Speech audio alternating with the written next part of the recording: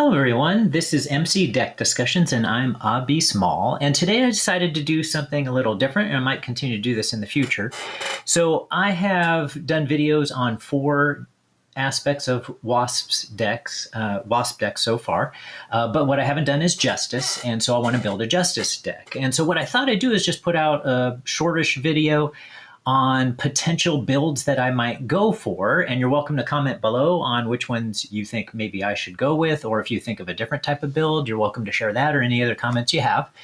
So here are some of my thoughts. So one of them is to lean into the card draw. So one thing for sure, like one of my favorite things to do with Wasp is, because Wasp has Genius as the alter ego, I love including Moon Girl, right? So I love including Moon Girl so that we have the potential for card draw right away. So I'm already intending on that the deck will have a great degree of card draw just from having Moon Girl in the deck, and also from having Nick Fury, and then also including for Professor X in order to make it easier to go down to alter ego side, because Moon Girl can only be played when you have the Genius trait, and Wasp has the Genius trait on her alter ego side. Oops, you can't see that here. You just see her tiny hero form, but on her alter ego side, she has the Genius trait. So that allows me to have the potential, to draw up to three cards when Moon Girl is being played on alter ego side, plus Nick Fury will draw three cards.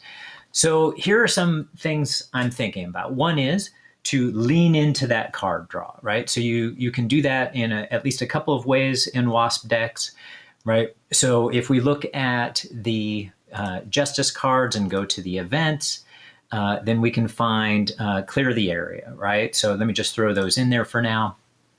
So Clear the Area has this hero action, remove 2 threat from a scheme. If this removes the last threat on that scheme, draw 1 card. And then we also have another card that can draw quite a few cards. Let's see, let's look at that in the text here. So X, draw, here we go, one way or another, right? And maybe not have 3 of them, but maybe a couple. And one way or another, right, has 0 cost. It's an event, right? Hero action, search the encounter deck for a side scheme, reveal that side scheme, draw 3 cards.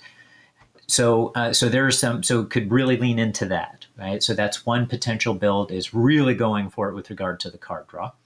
Another potential build is to take advantage of this thwarting plus some of her own thwarting to have the potential to add a lot of damage, right? So there are a couple of cards that really take advantage of having some damage builds with regard to Justice. So a couple of those would be, let's see, let's get rid of the draw search. And let's find these cards here. All right, one of them is Waylay. All right, so Waylay has, oops, not that Waylay. Let's try that again. There we go. So Waylay has this ability here, Hero Response. After hero thwarts, deal 4 damage to an enemy. That's not the fun one, but instead 7 damage if that thwart removed the last threat from a scheme. So let me throw a few of those in. So then, and she already has 3 pinpoint strikes, so probably wouldn't need 3 of those, so maybe a couple. And so has the potential for,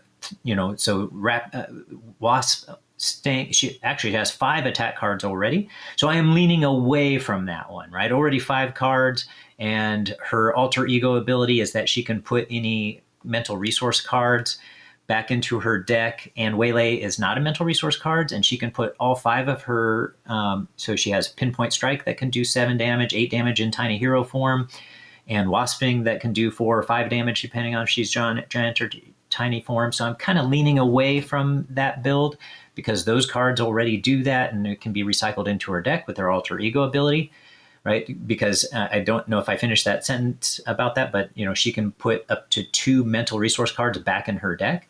So I am kind of leaning away from that. It was a fantastic build for when I had the Magneto hero, was my favorite build for him of the aspect builds. but I'm kind of leaning away from that one. But that is a second choice. Then there's the other one that I'm thinking that I'm leaning towards, which would be more of a confused lock build, because then she can go down to her alter ego side regularly by confusing the villain, and then ask consistently, put those cards back into her deck, including Moon Girl. So she would naturally get a lot of card draw anyway, and she could always put some more Clear the Areas back in there.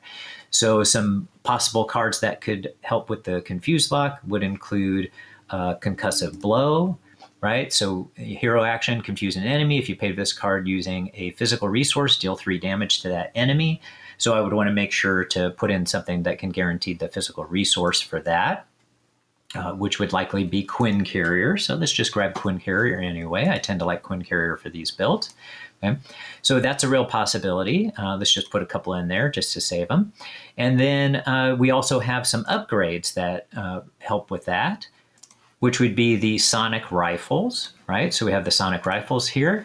Okay, so 3-cost upgrade, exhaust Sonic Rifle, remove 1 charge counter from it, confuse an enemy, and it has 2 uses to begin with. Deal 3 damage to that enemy instead if it's already confused. So with having 2 uses, right, you get 2 of them each time. So let's just throw a couple of those in the deck just for now.